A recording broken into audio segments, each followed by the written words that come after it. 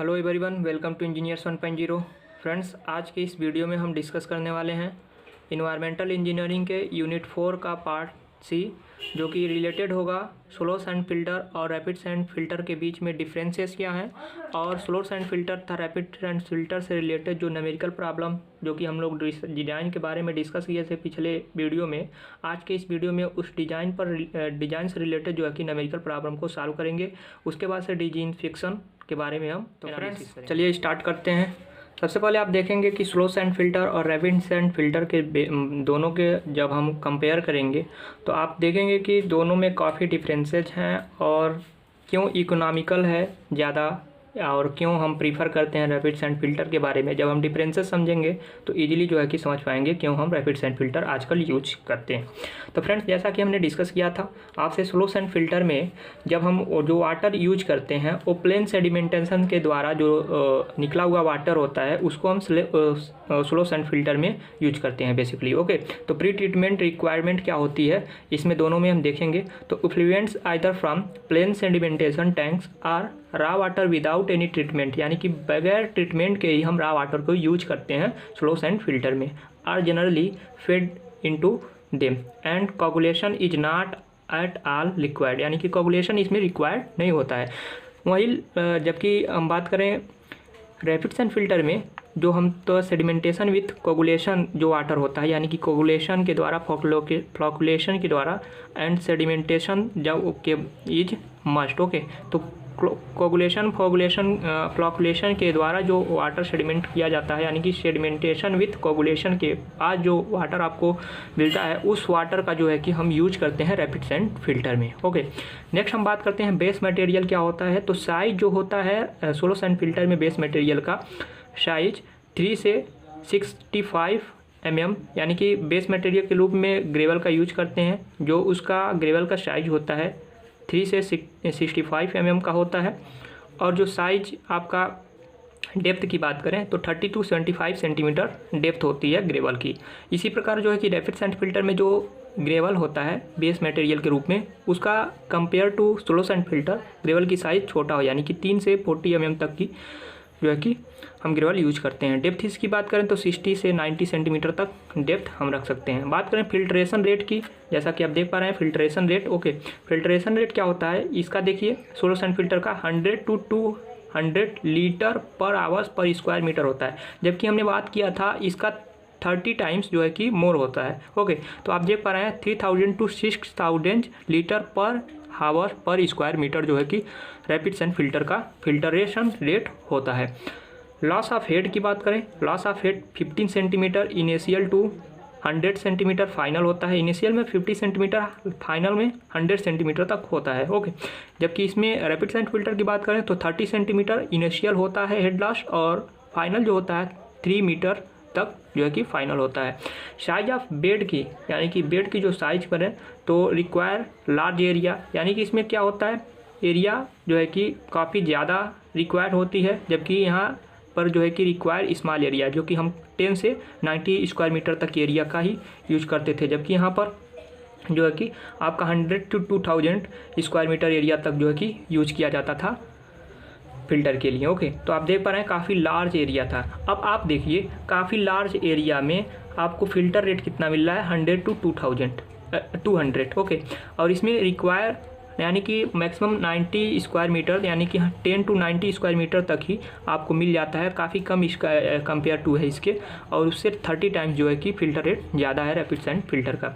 Size of coagulation की बात करें तो इसमें जैसा कि मैंने बताया नॉट कोगुलेशन किया रिक्वायर्ड है कोगुलेशन। इसमें क्या होता है सेडिमेंटेशन के बाद, यानी कि कोगुलेशन विथ सेडिमेंटेशन वाटर का यूज करते हैं, यानी कि इसमें कोगुलेशन आपका रिक्वायर्ड होता है। अब हम डिस्कस करें फिल्टर मीडिया ऑफ सैंड, यानी कि फिल्टर मीडिया के रूप में क्या यूज करते हैं, सैंड यूज करते हैं। तो सैंड का इफेक्टिव साइज कितना होनी चाहिए स्लो सैंड फिल्टर में। ओके, तो इफेक्टिव साइज जो होता है स्लो सैंड फिल्टर के लिए, सैंड के लिए 0.2 से 0.3 mm होता है इफेक्टिव साइज, जबकि कोफिशिएंट ऑफ यूनिफॉर्मिडिटी जो होता है 2 से 3 के बीच होता है। ओके, डेप्थ की बात करें अगर सैंड की तो 105 सेंटीमीटर डेप्थ होता है, reduce to not less than 30 centimetre by scraping, यानी कि हमने बताया था आपको जब हम वॉशिंग करते हैं ओके फिल्टर की तो 30 यानी कि इसमें क्या होता है, स्क्रैप करते हैं टॉप लेयर को सैंड की। ओके, तो 30 सेंटीमीटर से ज़्यादा अगर हम स्क्रैप करके बालू को स्क्रैप कर देते हैं तो उसके बाद से जो है कि रिड्यूस नहीं होनी चाहिए, कि मैक्सिमम जो है कि 30 सेंटीमीटर तक ही रिड्यूस होनी चाहिए। उसके अतिरिक्त अगर रिड्यूस होता है तो ऐसे में जो है कि नया जो है कि सैंड यूज किया जाता है। ओके, इसी प्रकार अगर रैपिड सैंड फिल्टर की बात करें तो इफेक्टिव साइज जो सैंड की होती है 0.35 से 0.6 mm तक होता है। कोफिशिएंट ऑफ यूनिफॉर्मिडिटी की बात करें तो 1.2 से 1.7 होता है। डेप्थ की बात करें 75 centimetre, not reduce by washing. Okay, washing के दौरान जो है कि 75 सेंटीमीटर से अधिक रिड्यूस नहीं होनी चाहिए। ओके, मेथड ऑफ क्लीनिंग यानी कि हम जो फ़िल्टर को क्लीनिंग करते हैं तो उसका क्या मेथड होता है सोलो सैंड फिल्टर में। तो जैसा कि हमने बताया कि सोलो सैंड फिल्टर में आप स्क्रैपिंग करते हैं टॉप सैंड लेयर को, यानी कि scraping of top layer to 15 mm to 25 mm तक जो है कि टॉप लेयर को स्क्रैप किया जाता है। उसको जो है कि वॉश किया जाता है फिल्टर वाटर से, उसके बाद देन सुखा लिया जाता है और देन वही सैंड जो है कि अगेन यूज किया जाता है। इसी प्रकार इसमें क्या होता है, इसमें बैक वॉशिंग करते हैं वॉशिंग के लिए, क्लीनिंग के लिए, जैसा कि आपको बताया गया था। और इसमें जो है कि साथ साथ विद या विदाउट कंप्रेस्ड एयर का भी यूज किया जाता है। क्वांटिटी ऑफ वॉश वाटर कितना लिया जाता है, यानी कि जब वॉशिंग करते हैं तो इसमें फ़िल्टर वाटर का कितना परसेंट जो है कि वॉश वाटर के रूप में करते हैं। तो सोलो सैंड फिल्टर में जो है कि 0.2 से 0.6% जो है कि टोटल वाटर का लेते हैं। और इसमें जो होता है रैपिड सैंड फिल्टर में 2 to 5% तक टोटल वाटर का फिल्टरेशन के लिए यूज करते हैं।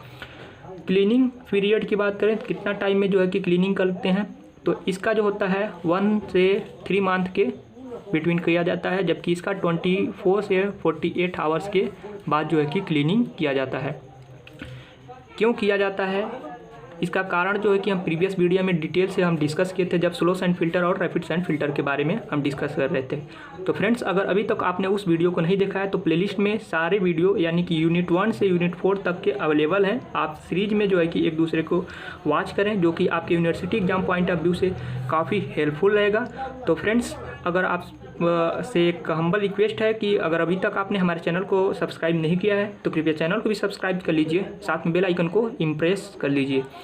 तो नेक्स्ट हम डिस्कस करेंगे स्किल्ड सुपरविजन, यानी कि सुपरविजन में क्या होता है। तो इसमें कुछ खास ये रिक्वायर्ड नहीं होती है सुपरविजन में, इसमें एसेंशियल है आपको। ओके, इफिशियंसी की बात करें तो very efficiency in removal bacteria, जैसा कि हमने बताया कि स्लो सैंड फिल्टर जो होता है वो बैक्टीरिया को रिमूव करने में काफ़ी इफिशियंस होता है, यानी कि 99% तक बैक्टीरिया को रिमूव कर सकता है, but less in colour remove, यानी कि कलर को रिमूव नहीं करता, केवल बैक्टीरिया को ही ज़्यादा रिमूव करता है। ओके, इसमें क्या है, लेस इफिशियंसी इन बैक्टीरिया, यानी कि 90% तक बैक्टीरिया को रिमूव करता है rapid sand filter, but very efficiency in remove of colour, यानी कि कलर को रिमूव करता है। अब देखिए ओवरऑल अगर बात करें तो इफ़िशियंसी जो है यानी कि सोलो सैंड फिल्टर की, ये बैक्टीरिया को रिमूव करता है 99%, लेकिन अदर फैक्टर्स को देखें आप, जो फिल्टर रेट है काफ़ी कम है as compare to rapid sand filter. Okay, इसका जो रिक्वायर्ड एरिया है फिल्टर को बनाने के लिए काफ़ी ज़्यादा है as compare to rapid sand filter. Okay, तो ओवरऑल अगर मिलाएंगे तो आप क्या देखेंगे, केवल बैक्टीरिया रिमूव करने से थोड़ा नहीं इकोनॉमिकल माना जाएगा, क्योंकि आगे भी हम तो डिस्कस कर रहे हैं कि डिजिन्फेक्शन करना ही होगा। ओके, तो जब डिजिन्फेक्शन करेंगे तो हमें बैक्टीरिया रिमूव हो जाएगा 99%, फिर भी हमें डिजिन्फेक्शन तो करना ही पड़ेगा। तो इसमें क्या इकोनॉमिकल है, इस कारण से हम इसे प्रीफर न कर पाते हैं और इसी को प्रीफर करते हैं। और दूसरी बात, जो लार्ज पॉपुलेशन है आजकल, तो उसको देखते हुए आपको जो है कि ये प्रीफर करना पड़ेगा, क्योंकि इसका जो फिल्टर रेट है एज कम्पेयर टू इसके फिल्टर रेट से काफ़ी कम है। इस कारण से हम, क्योंकि इसमें बैक्टीरिया 90% तक रिमूव हो जाता है, शेष जो बैक्टीरिया होते हैं उसे हम डिजिन्फेक्शन के माध्यम से रिमूव कर लेते हैं। ओके, तो इस कारण से हम यही जो है कि बेटर होता है than compare to solo sand filter. Okay, तो एरिया रिक्वायर्ड जैसा कि हमने ऊपर ही डिस्कस किया था, लेस था यानी कि लार्ज था, इसमें तो 100 to 2000 स्क्वायर मीटर। आप देखिए 2000 स्क्वायर मीटर तक 100 से, जबकि इसका मिनिमम क्या है 100 और इसका मिनिमम 10, यानी कि 10 टाइम्स कम है, यानी कि 90 स्क्वायर मीटर। तो ओके, आप देख रहे हैं 10 से 90 स्क्वायर मीटर के एरिया में आप इसे कंस्ट्रक्ट कर सकते हैं, जबकि इसको कंस्ट्रक्ट करने के लिए 100 से 2000 स्क्वायर मीटर तक रिक्वायर्ड होनी चाहिए एरिया, और जो कि फ़िल्टर रेट होगा आपका काफ़ी कम होगा। उतना जितना फ़िल्टर रेट ये देता है उतना तो पर कैपिटा जो है कि आप कर सकते हैं कंज्यूमर के रूप में यूज हो जाएगा। ओके, तो डिप्रेसिएशन कास्ट की बात करें तो रिलेटिवली लो होता है। ओके, और हाई इनिशियल कास्ट, यानी कि इनिशियल जो कास्ट होता है इसका काफ़ी होती है। क्यों? क्योंकि कंस्ट्रक्शन काफ़ी बड़े एरिया में करना पड़ता है, और इसका होता है रिलेटिवली हाई होता है डिप्रिसिएशन। ओके, लेकिन चीप होता है देन इकोनॉमिकल। ओके, कास्ट जो होता है इसका काफ़ी चीप होता है, और इसी प्रकार एक इकोनॉमिकल भी। ये रहा स्लो सन फिल्टर और रैपिड सन फिल्टर में डिफरेंसेज हमने डिस्कस किया। अब हम डिस्कस करेंगे कि इससे रिलेटेड जो कि हमने डिज़ाइन प्रोसेस डिस्कस किया था प्रीवियस वीडियो में, आज डिस्कस करेंगे उस डिज़ाइन प्रोसेस से रिलेटेड न्यूमेरिकल प्रॉब्लम जो कि आपके एग्जाम में काफ़ी ज़्यादा पूछता है। इस कारण से हम देख लेते हैं न्यूमेरिकल प्रॉब्लम को। तो सबसे पहले हम क्वेश्चन को देख लेते हैं। Design a rapid sand filter, एक रैपिड सेंड फिल्टर की जो है कि डिजाइन करना है। वेयर डिजाइन डिस्चार्ज, यानी कि डिजाइन डिस्चार्ज दे रखा है आपका 55 एंड 5% जो है कि फ़िल्टर वाटर रिक्वायर्ड है इसको वॉश करने के लिए। ओके, बैक वॉशिंग के लिए कितना 5% वाटर इसका बैक वॉशिंग का रिक्वायर्ड होता है। Each back washing period is, यानी कि बैक वॉशिंग का पीरियड कितना है 30 मिनट। अवेलेबल सरफेस एरिया, अगर सरफेस एरिया की बात करें तो कितना है आपका 10 × 40 स्क्वायर मीटर का एरिया अवेलेबल है यूनिट्स के लिए, पर यूनिट के लिए। और टोटल जो साइज होनी चाहिए फ़िल्टर की ये करा है, फ़िल्टर साइज शुड भी यानी कि 40 स्क्वायर मीटर का होनी चाहिए। ओके, पोरोसिटी ऑफ बेड्स, यानी कि पोरोसिटी जो है बेड्स का वो 0.5 है। स्पेसिफिक ग्रेविटी दे रखा है उसका 2.5। एवरेज पार्टिकल साइज दे रखा है, जो पार्टिकल साइज है एवरेज उसका 0.6 mm दे रखा है। Drag coefficient CD, coefficient of drag, जैसा कि आपको प्रीवियस वीडियो में डिस्कस गया था सारे प्रोसेस। ओके, उससे रिलेटेड जो फार्मूले थे। तो एक्सपेंडेड बेड की बात करें तो 0.66 mm and from its original जो है कि अनडिस्टर्ब्ड जो है कि डेप्थ जो है कि, यानी कि जो आपका एक्सपेंडेड डेप्थ है 0.66 मीटर है और अनडिस्टर्ब डेप्थ जो है 0.6 मीटर है। ओके, टेक स्टैंडर्ड वैल्यू, अगर जो भी आपको कोई वैल्यू रिक्वायर्ड हो जो इसमें क्वेश्चन में ना दे रखा है तो आप स्टैंडर्ड वैल्यू मानकर एज्यूम कर सकते हैं क्योंकि ये डिज़ाइन है। ओके, तो गिवन डेट जैसा कि डिस्चार्ज दे रखा है हम मान लेते हैं Q1 55 mld। Okay, back washing के लिए जो टाइम पीरियड दिया है, बैक वॉशिंग पीरियड टाइम जो है कि 30 मिनट दे रखा है, इसको हम आवर में चेंज कर दिए हैं 0.5 आवर हो गया है। एरिया फिल्टर यूनिट की बात करें, एक यूनिट जो फिल्टर है हम उसका 40 स्क्वायर मीटर। ओके, पोरोसिटी आपका देखा है 0.5, स्पेसिफिक ग्रेविटी 2.5, डाया जो दे रखा है एवरेज 0.6 mm में दिया है, हमने इसको मीटर में चेंज कर लिया है। कोफिशिएंट ऑफ ड्रैग दिया है 5.02, एक्सपेंडेड जो डेप्थ दिया है 0.66 और जो ओरिजिनल डेप्थ दे रखा है 0.6 मीटर है। ओके, तो सबसे पहले हम देखेंगे कि कितना हमें डिस्चार्ज की ज़रूरत है। तो आप यहाँ पर क्वेश्चन पे देख पा रहे होंगे 55 mld तो है, लेकिन 5% आपका क्वेश्चन में कह रहा है बैक वॉशिंग के लिए, तो इसका 5% भी हम निकाल लेंगे। यानी कि डेली वाटर डिमांड कितना होगा, आप फिल्टर वाटर यानी कि 55 तो है और इसको बैक वॉशिंग के लिए भी चाहिए 5%, तो इसका 5% निकाल लेंगे। ओके, तो टोटल कितना हो जाएगा 57.75 mld। ओके, तो Q का वैल्यू ओवरऑल हो गया आपका 57.75 mld। अब क्या निकालेंगे, effective time left for working, यानी कि जो फ़िल्टर है सपोज हमने रैपिड सन फिल्टर है तो 24 से 48 आवर्स में हम इसको वॉशिंग करते हैं, तो हमने अज्यूम किया कि 24 आवर्स बाद इसको वॉशिंग किया जाता है। तो 24 आवर्स बाद अगर वॉशिंग किया जाता है तो वॉशिंग में भी टाइम लग रहा है कितना, हाफ आवर्स का। ओके, तो यानी कि कितने टाइम तक हमने उस फिल्टर से वाटर को फ़िल्टर्ड किया है, तो 24 आवर्स में थे, आधे घंटे तो हम क्या कर रहे हैं वॉशिंग कर रहे हैं, तो उसको तो हम रिड्यूस कर देंगे ना। तो 24 माइनस हाफ आवर्स को रिड्यूस करेंगे तो ओवरऑल जो फ़िल्टर हम कर रहे हैं उसका फ़िल्टर टाइम जो है आप यहाँ पर निकाले हैं हमने, टोटल जितना वर्किंग कर रहा है तो 24 माइनस 0.5 23.5 आवर्स जो है कि फ़िल्टर किया जा रहा है। पर आवर्स रिक्वायर्ड फ़िल्टर वाटर, यानी कि टोटल आपको कितना फ़िल्टर करना है, टोटल mld यानी कि 57.75 mld है, यानी कि metric litre per day. Okay, एक दिन में इतना, तो पर आवर्स में कितना, तो यानी कि टोटल 23.5 आवर्स फ़िल्टर किया जा रहा है तो 1 आवर्स का निकालेंगे तो टोटल का जो है कि Q डिवाइडेड बाई टाइम यानी कि 23.5। तो टोटल जो फ़िल्टर है पर hours required filter water 57.75 divided by 23.5। Okay, तो इसको हमने हल किया है तो 2.457 मीट्रिक लीटर पर आवर्स जो है कि फ़िल्टर वाटर रिक्वायर्ड है। ओके, पर आवर्स। ओके, अब नेक्स्ट क्या है, सपोज फिल्ट्रेशन रेट नहीं दे रखा है इसमें FR का वैल्यू। ओके, तो हमने मान लिया फिल्ट्रेशन रेट इसका है 15 क्यूबिक मीटर पर स्क्वायर मीटर पर आवर्स, जिसे हम FR से डिनोट करते हैं, जैसा कि हमने डिज़ाइन में भी आपको बताया था FR से। ओके, फिल्ट्रेशन रेट को।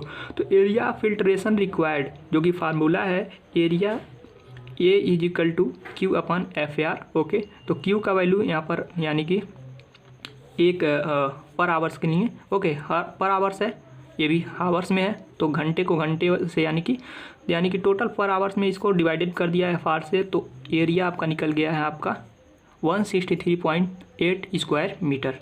नंबर ऑफ़ यूनिट्स रिक्वायर्ड यानी कि हमने बताया था कि यूनिट्स कितने यूनिट्स की रिक्वायर्ड है। टोटल आपका एरिया आप यहाँ पर देख पा रहे हैं इतना है 163.8 स्क्वायर मीटर, जो कि एक यूनिट का क्वेश्चन में बोल रखा है। यहाँ पर फ़िल्टर यूनिट कितना है आप यहाँ पर देख पा रहे हैं 10×4 का बनाया जाएगा, यानी कि 40 स्क्वायर मीटर का यूनिट एरिया होनी चाहिए एक यूनिट का। तो टोटल कितने यूनिट हो जाएंगे फ़िल्टर में, total area divided by one unit का एरिया, यानी कि नंबर ऑफ़ यूनिट्स रिक्वायर्ड हो जाएगा आपका 163.8 डिवाइडेड बाई 4.095, यानी कि इसको लपसक आपसे कह सकते हैं 4 यूनिट्स रिक्वायर्ड होंगे। लेकिन इसके साथ साथ 1 यूनिट्स हम बोले थे आपको कि स्टैंड बाई के लिए भी रखते हैं। बाय द वे कोई भी यूनिट्स जो है कि डैमेज हो गया किसी कारणवश तो 1 जो है कि स्टैंड बाई के लिए रखते हैं, तो +1 यूनिट जो है कि आपका स्टैंड बाई के लिए हो गया।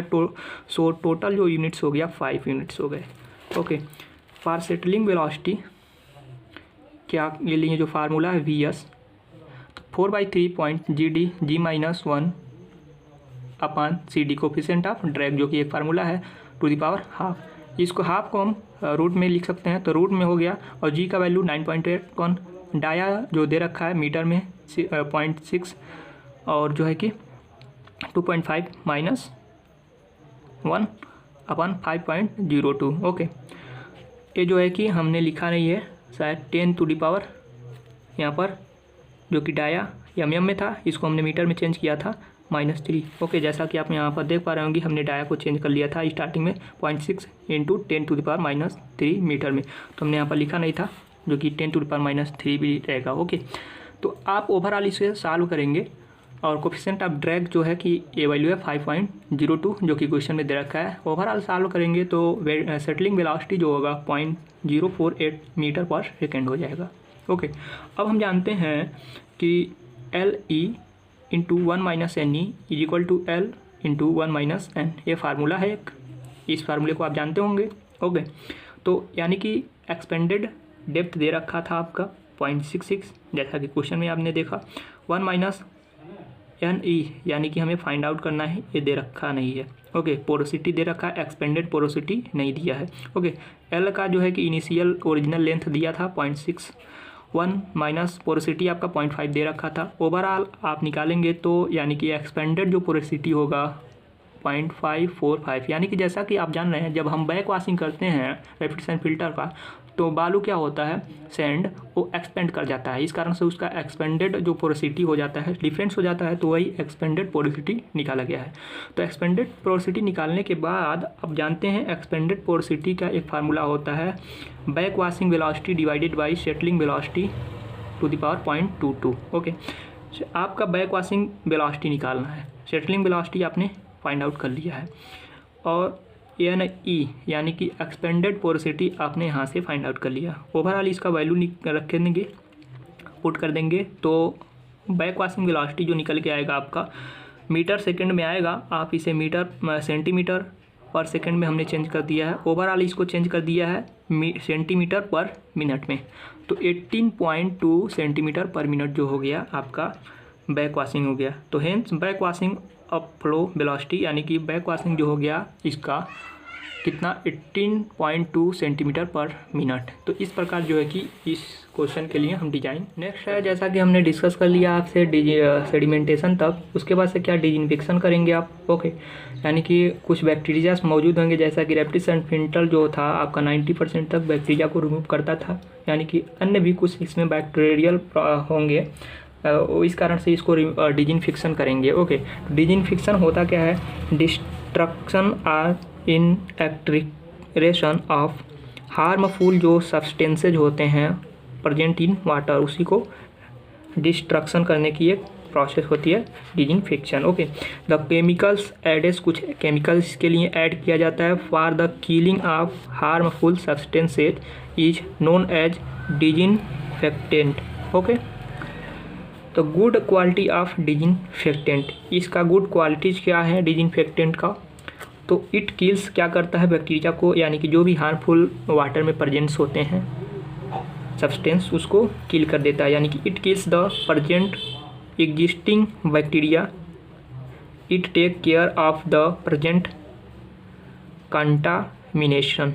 Okay, it should take care of future recommendation, it should have residual capacity. जैसा कि आपने क्या है इसमें, जिस टाइम आप वाटर को जो है कि डिजिनफेक्शन करेंगे, तो डिजिनफेक्शन करने के बाद क्या करते हैं आप, उसको जो है कि टैंक में स्टोर कर देते हैं, देन उसको डिस्ट्रीब्यूट करेंगे। तो डिस्ट्रीब्यूट के टाइम भी तो हो सकता है बैक्टीरिया उसमें प्रेजेंट हो जाए।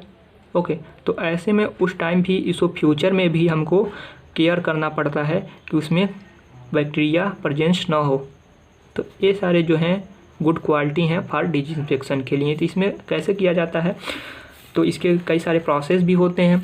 डिजिनफेक्शन क्या होता है, स्टरलाइजेशन क्या होता है। डिजिनफेक्शन में क्या करते हैं, केवल हम जो पैथोजेनिक बैक्टीरिया होता है उसे हम किल करते हैं, जबकि आपका स्टरलाइजेशन में क्या होता है, जितने भी प्रकार के उसमें हार्मफुल सब्सटेंसेज होते हैं बैक्टीरिया से के बाद भी अन्य भी जो सब्सटेंसेज होते हैं हार्मफुल होते हैं जो हमारे हेल्थ के लिए, तो उनको जो किलिंग किया जाता है उसे स्टरलाइजेशन बोलते हैं। इन टर्म को आप याद रखिएगा, हो सकता है 2 नंबर में पूछ ले, व्हाट इज स्टरलाइजेशन या डिजिनफेक्शन में डिफरेंस, दोनों में पूछ सकता है ऐसे। तो kills all types of harmful as well as harmless substances present in water by the process of boiling. Okay, तो ये किस प्रोसेस द्वारा सभी प्रकार के जो भी हार्मफुल सब्सटेंस होते हैं उसको रिमूव किया जाता है, तो bye the process of boiling. इसे आप याद रखिएगा, इसे कहते हैं स्टरलाइजेशन।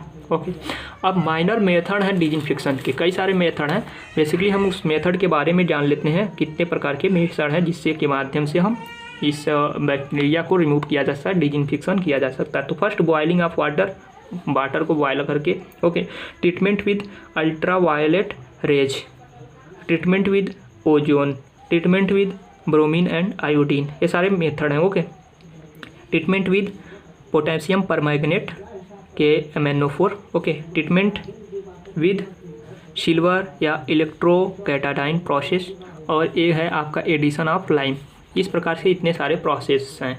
तो अब इसके बारे में कुछ इंपॉर्टेंट्स क्लोरीनेशन के पढ़ लें। जैसे क्लोरीन के माध्यम से भी हम जो है कि वाटर को डिजिनफेक्शन करते हैं। ओके, तो उस क्लोरीनेशन क्या होता है, उससे रिलेटेड प्री क्लोरीनेशन क्या होता है, सुपर क्लोरीनेशन क्या होता है, डबल क्लोरीनेशन क्या होता है, ओके, डी क्लोरीनेशन क्या होता है, ये काफ़ी ज़्यादा इंपॉर्टेंस है, इससे रिलेटेड क्वेश्चन पूछेगा ही पूछेगा। ओके, तो चलिए हम उसके बारे में भी डिस्कस कर लेते हैं। फ्रेंड्स, चलिए डिस्कस कर लेते हैं क्लोरीनेशन के बारे में। जैसा कि हमने बताया, आप यहाँ पर देख पा रहे हैं क्वेश्चन में कई बार पूछा भी है 2016-17, 2013-14 में, और अन्य भी सेशन में पूछा है 2 नंबर में, topic wise, term wise. Okay, जैसा कि आप इसमें देख पा रहे हैं, लिखा हुआ है आपका डबल क्लोरीनेशन, ब्रेक पॉइंट क्या होता है, सुपर क्लोरीनेशन। ओके, तो सुपर सारे टर्म्स को हम डिफाइन करते हैं। सबसे पहले हम डिस्कस करेंगे प्लेन क्लोरीनेशन के बारे में। ओके, तो प्लेन क्लोरीनेशन क्या होता है, when raw water content turbidity less than 10 NTU, यानी कि जब रॉ वाटर में 10 NTU से जो है कि कम जो है कि टर्बिडिटी होता है, तो obtain from the lakhs and reservoir, और जो है कि लैक्स या रिजर्वायर से हम ऑब्टेन करते हैं। The water good supply to the public, और जो है कि ऐसा वाटर हम पब्लिक में सप्लाई कर सकते हैं विदाउट एनी ट्रीटमेंट के। यानी कि जब टर्बिड जो है कि वाटर 10 NTU तक है और से लेस है, और ऐसे में हम जो है कि क्लोरीनेशन एक्सेप्ट क्लोरीनेशन, हल्का कुछ क्लोरीनेशन के बाद ही ऐसे वाटर को सप्लाई कर सकते हैं पब्लिक में। तो इस प्रकार का जो क्लोरीनेशन किया जाता है उसे हम प्लेन क्लोरीनेशन कहते हैं। ओके, तो such chlorination is called plain chlorination. Okay, the dose of chlorination, ऐसे में जो प्लेन क्लोरीनेशन के लिए जो डोजेस होते हैं क्लोरीन का, तो 0.5 mg पर लीटर होता है, आप इसे याद रखेंगे। नेक्स्ट आपका प्री क्लोरीनेशन क्या होता है? तो प्री क्लोरीनेशन बेसिकली जो होता है आपका, pre chlorination is process of applying chlorine to the water before coagulant. यानी कि आपने पढ़ा था, हमने जब सेडिमेंटेशन कर रहा था तो सेडिमेंटेशन के साथ कोगुलेशन कर रहा था, सेडिमेंटेशन विथ कोगुलेशन। ओके, जब कोगुलेशन के दौरान भी हम क्या करते हैं, कुछ क्लोरीन यूज करते हैं उसके पश्चात। ओके, लेकिन इससे पहले आप कुछ क्लोरीन यूज कर लेते हैं। ओके, तो इस प्रकार का जब क्लोरीन हम पहले यूज कर लेते हैं, यानी कि कोगुलेशन से पहले ही हम जब क्लोरीन यूज कर लेते हैं, तो इसे हम बोलते हैं प्री क्लोरीनेशन। क्यों हम यूज करते हैं? क्योंकि जब ज़्यादा इम्प्योरिटीज होता है, यानी कि टू इम्प्रूव द कोगुलेशन, यानी कि जो कोगुलेशन करते हैं, क्योंकि ज़्यादा रॉ वाटर होगा, यानी कि ज़्यादा इम्प्योरिटीज हो जाएगा, तो कोगुलेशन का कुछ खास इफेक्ट होगा नहीं। तो इसमें पहले ही कुछ प्री कोगुलेशन कर लिया जाता है, जिससे कि जो कोगुलेशन होता है काफ़ी उसके फॉर्म में इम्प्रूवमेंट हो सके। ओके, तो it improve the coagulation and reduce the load of filter. इस प्रकार जो है कि इम्प्रूव करता है कोगुलेशन में, और जो है कि फिल्टर का लोड जो है कम करता है। Okay, it also reduce taste, colour, odour, algae and other organism. Okay, तो सारी जो भी चीज़ें हैं उनको भी रिड्यूस करता है। The chlorine dose for pre chlorination, जो प्री क्लोरीनेशन के लिए क्लोरीन डोज होनी चाहिए, शुड बी 0.1 to 0.5 mg पर लीटर होनी चाहिए। ओके, नेक्स्ट हम बात करते हैं pre correlation is always followed by, यानी कि जो प्री कोरिलेशन होता है, प्री कोरिलेशन आप याद रखिएगा, ऑलवेज हमेशा जो है कि पोस्ट कोरिलेशन के पहले, यानी कि पोस्ट कोरिलेशन को फॉलो करता है। Okay, so as to ensure final safety of water.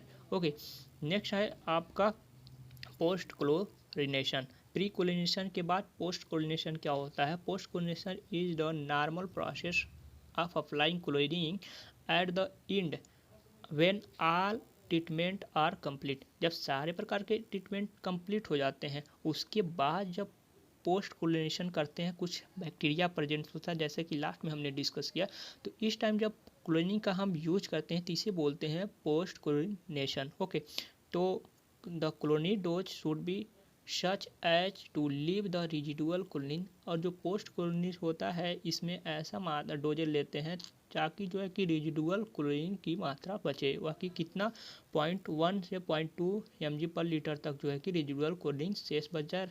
Okay, after a content period of 20 to 30 minute. Okay, the residual chlorine will ensure the disinfection of water. जो residual chlorine होता है वो क्या करता है? इंश्योर करता है डिसइंफेक्शन ऑफ वाटर, जैसा कि अभी हाल में हमने डिस्कस किया डिसइंफेक्शन के बारे में। Okay, if at all any recommendation occur in the transmission and distribution. जैसा कि आप जानते हैं कि जब हमने बताया आपसे कि जब क्लोरीनेशन करते हैं तो क्लोरीनेशन के बाद भी वाटर को सप्लाई करते हैं, और सप्लाई के दौरान जो है कि हो सकता है जो ट्रांसमिशन के दौरान पाइप या किसी अन्य कारण से जो है कि बैक्टीरिया उसमें अगेन जो है कि प्रेजेंस हो जाए, तो फ्यूचर को देखते हुए भी उसमें इतनी मात्रा में जो है कि क्लोरीन को रेजिडुअल रहना चाहिए, ताकि जो है कि फ्यूचर में भी जो है कि उसका बैक्टीरिया अगर प्रेजेंस हो तो उसको रिमूव किया जाता है, उसका क्लोरीनेशन सेल्फ हो सके। तो इसी क्लोरीन की मात्रा को बोलते हैं रेजिडुअल क्लोरीन, जिसकी मात्रा कितना होनी चाहिए? 0.1 से 0.2 mg पर लीटर होनी चाहिए। ओके, डबल क्लोरीनेशन क्या होता है? डबल क्लोरीनेशन से स्पष्ट है, यानी कि दो बार क्लोरीनेशन किया जाता है। जब आपका 2 बार क्लोरीनेशन किया जाता है तो इस प्रोसेस को बोलते हैं double chlorination. Okay, the term double chlorination is used to the indicate that the water has been chlorinated twice. Okay, जैसा कि आपने बताया, pre chlorination and post chlorination are generally used in double chlorination. जब pre chlorination और post chlorination दोनों किया जाता है तो जनरली इसी को हम बोलते हैं double chlorination. Okay, post chlorination how ever is generally always it, क्योंकि आप जानते हैं कि पोस्ट क्लोरीनेशन लास्ट टाइम में यूज किया जाता है। ओके, तो ये तो हमेशा यूज किया जाता है। लेकिन प्री क्लोरीनेशन जैसा कि हमने बताया, जब इसमें ज़्यादा मात्रा में इम्प्योरिटीज होता है जिससे कि फिल्टर पर लोड ना पड़े, कोगुलेशन पर ज़्यादा इफेक्ट ना हो, कोगुलेशन इजीली हो सके, तो इसके लिए जो है कि कोगुलेशन का जो है कि लोड यानी कि फ़िल्टर का लोड रिड्यूस करने के लिए प्री क्लोरीनेशन किया जाता है। तो यानी कि ये कभी कभी किया जा सकता है। ओके, लेकिन जो पोस्ट क्लोरीनेशन होता है ये हमेशा किया जाता है। तो इसीलिए कह रहा है कि जब दोनों किया जाता है तो ऐसे केस को बोलते हैं डबल क्लोरीनेशन। ओके, नेक्स्ट हम बात करते हैं ब्रेक पॉइंट। ब्रेक पॉइंट क्या होता है? जैसा कि हमने बताया कि जो आप क्लोरीन पोस्ट क्लोरीनेशन करते हैं, ओके, पोस्ट क्लोरीनेशन के बाद भी कुछ मात्रा में 0.1 से 0.2 mg पर लीटर क्लोरीन यानी कि रिजिडुअल होता है। इस रिजिडुअल क्लोरीन होता है तो हो सकता है कि आपने क्लोरीन मिलाया, हो सकता है रिजिडुअल क्लोरीन उसमें बचे ही ना, क्या पता। तो इसका पता लगाने के लिए कि रिजिडुअल क्लोरीन हमेशा उसमें प्रेजेंस रहे, तो अगर एक जो है कि प्रोसेस है उसे ब्रेक पॉइंट क्लोरीनेशन कहते हैं। यानी कि कब आपका क्लोरीन समाप्त हो जाता है, तो जिस पॉइंट पर आपका क्लोरीन समाप्त होगा, ओके, यानी कि रिजिडुअल क्लोरीन, उसे ब्रेक पॉइंट क्लोरीनेशन कहते हैं। अभी इसे ग्राफ के माध्यम से हम समझ लेंगे। Break point chlorination is a term which give us an idea of extent of chlorine added to the water. In fact it represents that much dose of chlorine beyond which any further addition of chlorine will equally appear as free residual chlorine। Okay, super chlorination क्या होता है? Chlorine आपने डाला, हो सकता है उसकी मात्रा कम हो जाए। ओके, तो क्लोरीन आपने डाला, सुपर क्लोरीन की मात्रा कम हो जाए, लेकिन तो अगेन डालेंगे तो डबल क्लोरीनेशन हो गया। लेकिन क्या होता है सुपर क्लोरीनेशन? आपने क्लोरीन इतना डाल दिया कि यानी कि जो रेजिडुअल की मात्रा थी 0.1 से 0.2, इससे कहीं ज़्यादा हो गया, यानी कि अधिक मात्रा में आपने क्लोरीन डाल दिया। तो ऐसे में बोलते हैं इसे सुपर क्लोरीनेशन, यानी कि जब आप ज़्यादा क्लोरीन यूज कर देते हो। ओके, तो super chlorination is the term which indicate the addition of excessive amount of chlorine. Okay, यानी कि 5 से 15 mg पर लीटर जब आपने वाटर में क्लोरीन यूज कर देते हैं तो इस ऐसे में बोलते हैं सुपर क्लोरीनेशन हो गया। नेक्स्ट हम बात करते हैं डीक्लोरीनेशन। आप इस ग्राफ के माध्यम से हल्का समझ सकते हैं कि ब्रेक पॉइंट क्या होता है। जैसे कि क्लोरीन स्टार्टिंग में था, ऐसे बढ़ रहा था। ओके, आप ग्राफ अचानक कम होगा। ओके, अचानक यानी कि पॉइंट, यहाँ पर पॉइंट दे रखा है 2 mg पर लीटर, यानी कि 2 से कम ना होना चाहिए, यानी कि अब यहाँ पर कम हो रहा है। अगर इससे कम हो जाता है तो यानी कि ये पॉइंट इंडिकेट करता है कि जो है कि ब्रेक पॉइंट है। ओके, तो इसी को हम बोलते हैं ब्रेक पॉइंट। ऐसे में अगेन क्लोरीन को डाला गया है, फिर ऊपर ग्राफ चला गया। ओके, नेक्स्ट हम बात करते हैं आपसे डीक्लोरीनेशन। काफ़ी इंपॉर्टेंस है। जैसा कि सुपर क्लोरीनेशन में क्या था, क्लोरीन को अधिक मात्रा में यूज कर देते थे। डीक्लोरीनेशन में क्या होता है, जब क्लोरीन को अधिक मात्रा में यूज कर दोगे तब तो हार्मफुल होगा हेल्थ के लिए। ओके, लोगों को हार्म पहुंचाएगा अधिक मात्रा में क्लोरीन। ऐसे में क्या करेंगे, तो उसको रिमूव कैसे करेंगे? सुपर क्लोरीनेशन में अधिक मात्रा में जब क्लोरीन यूज कर देंगे तो उसको रिमूव करने की जो प्रोसेस होती है उसे डीक्लोरीनेशन बोलते हैं। तो डीक्लोरीनेशन कैसे किया जाता है, बेसिकली उसको हम डिस्कस कर लेते हैं। Dechlorination means remove the chlorine from the water.